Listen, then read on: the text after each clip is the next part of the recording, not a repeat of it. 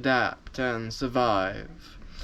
A member of a system needs a certain minimum amount of flexibility, and that flexibility has to be proportional to the potential variation or the uncertainty in the rest of the system.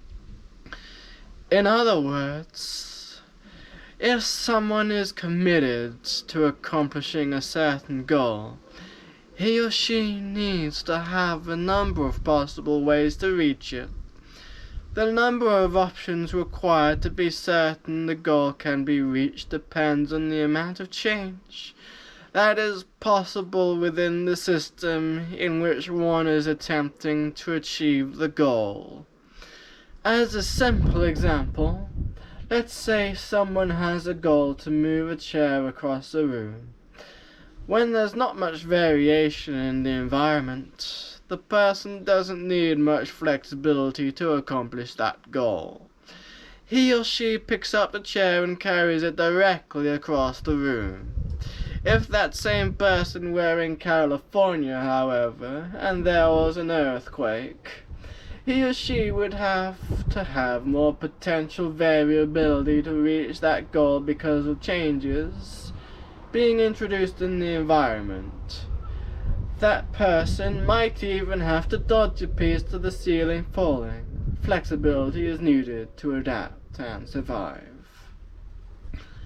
The point is that determining the amount of flexibility required by a situation is a result of accessing relationships of members of a system to the system itself.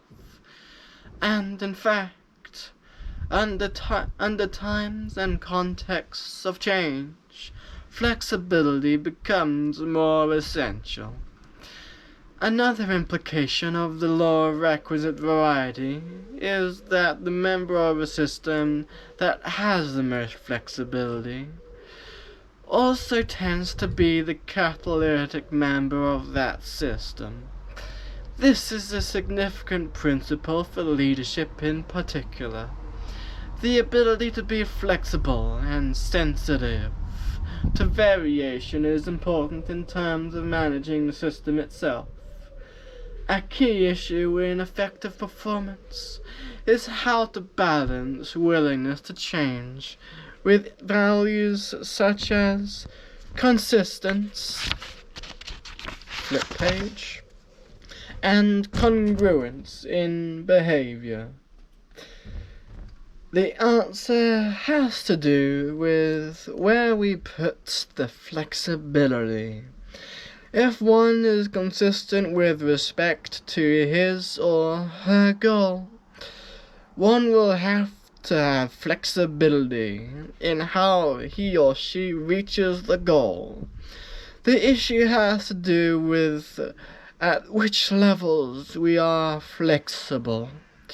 In one sense, where you need to be flexible is determined by where you are determined to be inflexible. If somebody is determined to be competent at, say, leading or motivating people, then that is what they're holding constant. Where they need the flexibility is in being able to adapt to different motivations of people, and in being flexible when going into different environments. As another example, let's say a musician wants to be consistent in producing a certain kind of sound, with a certain kind of quality. This person has to be able to adapt to the acoustical variation of different concert halls, different musical instruments, etc. If somebody really is competent, they have to have flexibility in certain areas of inflexibility in others.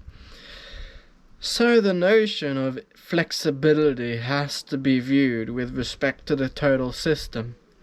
Competence involves consistency, but as soon as you are consistent in one area, you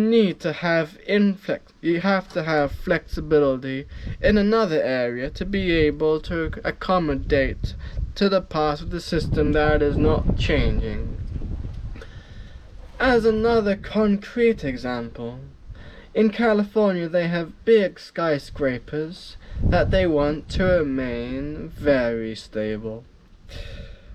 But in order to make sure that the big skyscraper stays stable in an earthquake, they have to build a foundation that is able to tolerate movements of 16 feet side to side.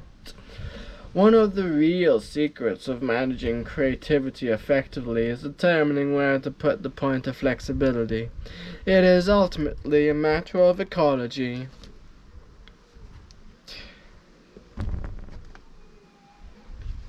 Deep structure and surface structure. Skip 15 seconds as I drink some water.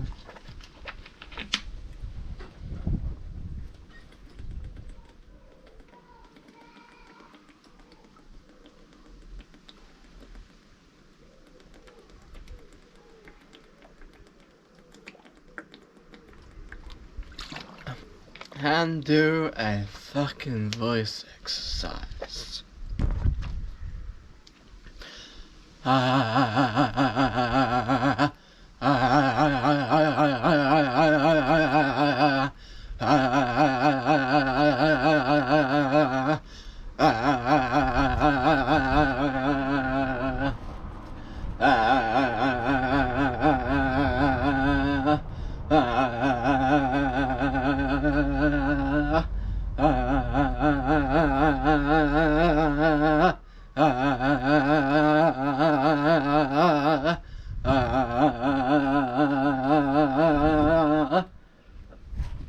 And another voice exercise.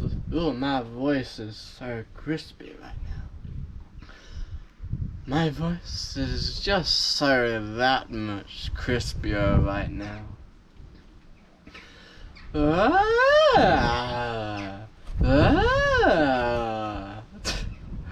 This power pose is changing how I just do this exercise too.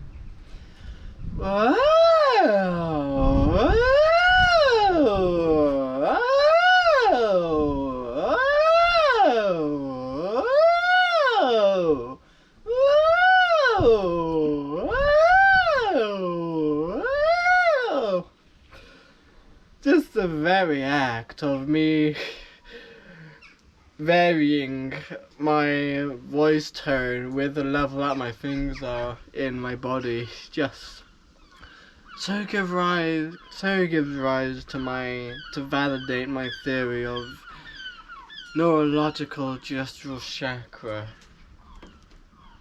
gestures.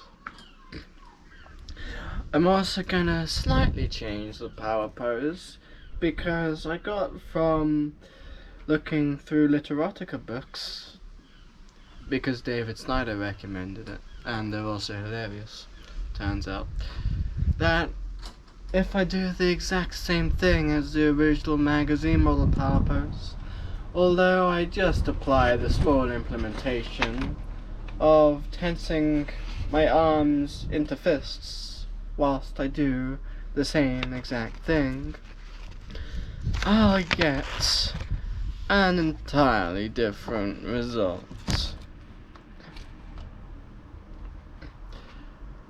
Deep structure and surface structure. The NLP notions of deep structure and surface structure are derived from Noam Chomsky's theories of transformational grammar, bracket 1957-1966. According to Chomsky, thoughts, concepts, and ideas, bracket deep structures, are not inherently related to any particular language, but may be expressed through a variety of linguistic expressions, bracket surface structures. The English word house, the French word chaise, and the Spanish word casa, for example, refer to the same mental concept and experiential data. Similarly, the statements "the cat chased the rat" and "the rat was chased by the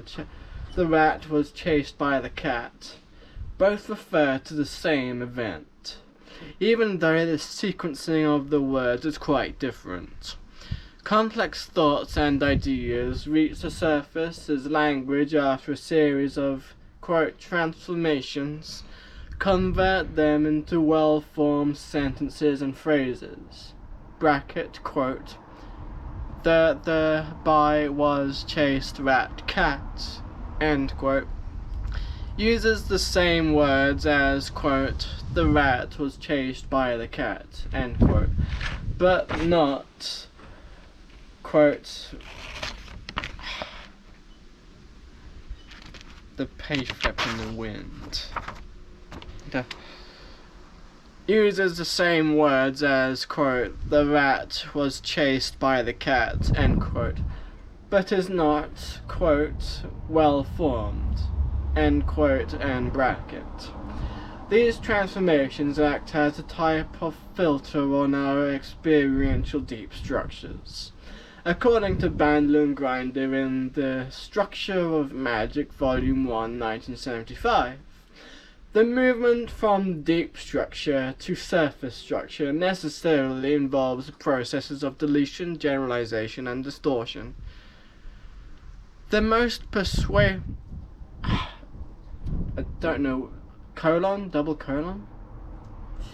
The most persuasive paradox of the human condition which we see is the processes which allow us to survive, grow, change, and experience joy are the same processes which allow us to maintain an